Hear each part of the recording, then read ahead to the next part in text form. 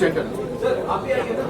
So, as you all know, GSSC is a global stainless steel expo, and we have this dedicated event to serve the stainless steel sector, to bring all the stakeholders together and increase, bring them together to see how they can really increase their business, how they can interact with global and national user industry, and also how can we impart knowledge.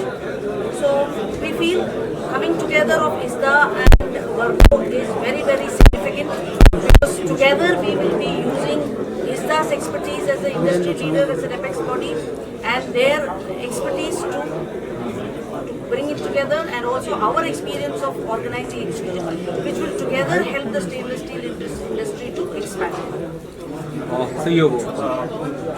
See, one of the reasons for partnering with Vergo is Vergo is capable. There are strengths and weaknesses of someone. So Vergo is capable of creating an infrastructure for people to participate. Our strength is to curate that with our knowledge, and we can bring international players here, because we are the official representative of Nickel Institute, Molybdenum, International Molybdenum Association. We are a member of World Stainless, and you would have seen our NSE list, where Tim Collins is also a member of this NSE, who is the World Stainless Secretary General. So we wanted to bring, and not only that, the inroads into the government, because government normally shakes hands with a non-profit body or industry body.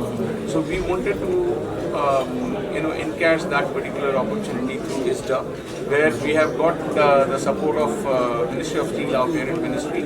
We got the support of Commerce. Commerce has also confirmed, since their confirmation came just this thing, so we could print their logo on that.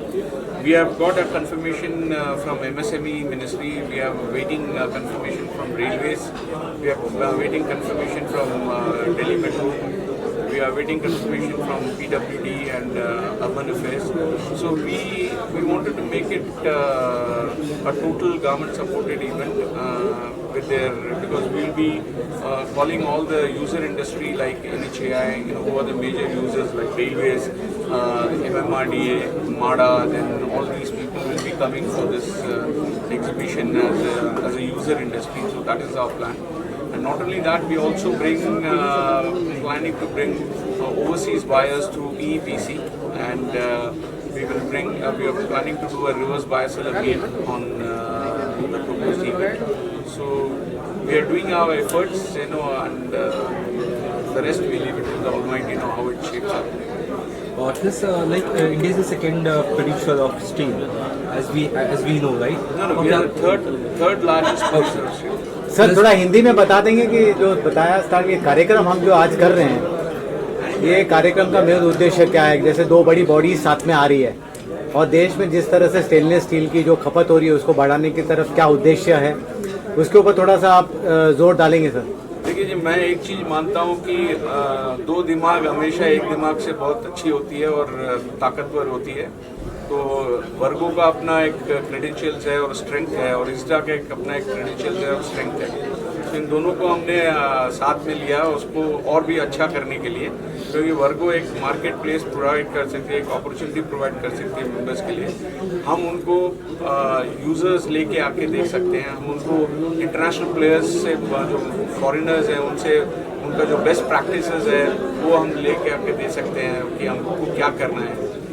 हम अभी बहुत सारे applications में stainless steel को use कर रहे हैं, तो उसको स्ट्रेंथन करेंगे, उसका एक उद्देश्य है। और दूसरा, बहुत सारे एप्लीकेशंस हैं जहां पर स्टेनलेस स्टील यूज़ ही नहीं हो रहा है, उन लोगों को पता नहीं कि स्टेनलेस स्टील यहां पर यूज़ हो सकता है। तो उसके बेसिस पे हमारी ये कोशिश रहेगी कि उस न्यू एप्लीकेशंस को हम एक्सप्लोर करें और उसमें स्टेनलेस स्टील का ग्रोथ बढ़ाएं। सर देश में जो आप बोल रहे हैं एक लॉस हो रहा है कोरोजन के चलते, उसको लेके क्या नीति बनानी चाहिए सरकार ने? देखिए, अगर आपने टेनिस फॉलो किया तो उसमें दो टर्म यूज़ करते हैं, एक अनफोर्स्ड एरर और एक फोर्स्ड एरर। अनफोर्स्ड एरर जो है वो अपने हाथ में नहीं है, जैसे आपका हो गया भूकंप हो गया, साइक्लोन हो गया जिसके चलते मैंने कोई गिर गया, तो वो अपने हाथ में नहीं है। जो भी डैमेज होगा उसके थ्रू से जहाँ डैमेज होगा वो अपने हाथ में नहीं है। बट जो अपने हाथ में है, जिसको हम सही कर सकते हैं, वो है कोरोजन। क्योंकि कोरोजन क्यों होता है? कोरोजन अगर आप कोस्टल एरिया में नॉर्मल माइल्ड स्टील को यूज़ करेंगे तो कोरोजन होगा। कोरोजन के लिए कोरोजन प्रोटेक्शन जो स्टेनलेस स्टील है उसको यूज़ करना चाहिए उस एरिया में। सो यूसेज ऑफ मटेरियल बहुत ही अनिवार्य है इस कोरोजन को बचाने के लिए, कोरोजन से बचने के लिए। और दूसरी बात यह है कि 12 लाख करोड़ अपना इंफ्रास्ट्रक्चर का इन्वेस्टमेंट बजट अलॉटेड हुआ है और 12 लाख करोड़ अपना कोरोजन लॉस है।